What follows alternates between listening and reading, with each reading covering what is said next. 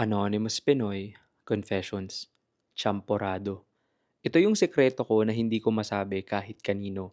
When I was grade 2, pinagsusulat ako ng classmate ko ng mga notes niya kapalit ng hahatian niya ako ng baon niya dahil hindi naman ako pinagbabaon noon dahil mahirap lang kami. Ganun lang ang naging setup ko noon hanggang sa mag-grade 6 kami at kailangan na namin maghiwalay ng school. Sinabi sa akin ng kaibigan ko na may utang daw ako sa kanyang 200 dahil sa mga pagkain na binigay niya sa akin. And since bata lang ako at walang alam sa mga ganong bagay, pumayag na lang ako. Unti-unti ko binabayaran ang utang ko sa kanya at hindi ako gumagastos sa school para lang mabayaran siya. Dumating sa point na nag-birthday siya at invited ako, kaya pumunta ako at kumain sa birthday niya.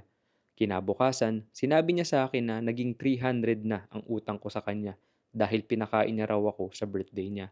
Nalulungkot ako noon kasi hindi ko na talaga alam paano ko siya mababayaran. That time kasi, sobrang hirap talaga ng buhay namin ng parents ko.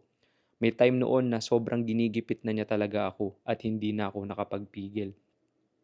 Here's the revenge.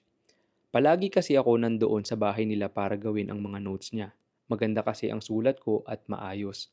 Kaya sinasabi ko sa kanya na kahit ako na ang gumawa ng notes niya para lang mabawasan ang utang ko. One time, taing-tai na ako habang ginagawa ang notes niya sa bahay nila. So nakitai ako sa CR nila. Habang tumatai ako, may nakita akong toothbrush na hinala ko sa kanya.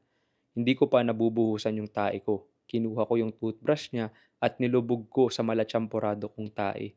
Sinigurado kong walang bahid ng tae at itim-itim yung toothbrush niya para hindi mahalata. Pagkatapos, binuhusan ko na ang tae ko at lumabas na ako. Medyo kinabahan ako sa ginawa ko, pero lakad matatag lang.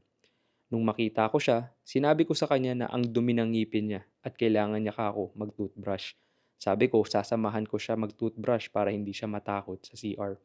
At doon, nakita ko siyang isubo at gamitin ng toothbrush na nilubog ko sa tae ko. Nung time na yun, gumaan ang pakiramdam ko. Nakalimutan ko ang lahat ng panggigipit niya sa akin. Natutunan kong tanggihan ang lahat ng mga binibigay niyang pagkain sa akin dahil alam kong may kapalit lahat yun. Eventually, nabayaran ko ang utang ko sa kanya at siya naman ang nagbabayad sa akin para ipagsulat siya.